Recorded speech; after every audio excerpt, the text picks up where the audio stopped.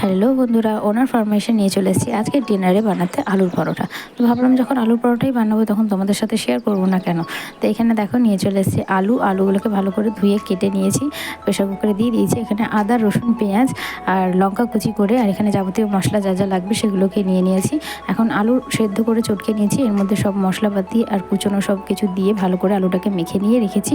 এখন আটাটাকে মেখে নেব। এই যে আটা মাখা হয়ে গেছে বড় বড় ডো করে, এখন সেটার মধ্যে আলুর পুর ভরবো। তো এখানে যেহেতু কয়েকদিন ধরে বৃষ্টি হয়েছে, বেশি একটু ঠান্ডা ঠান্ডা আমেজ রয়েছে, তো সেই প্রতিদেবের আবদার এখন রাতের বেলা ডিনারে উনি আলুর পরোটা খাবে।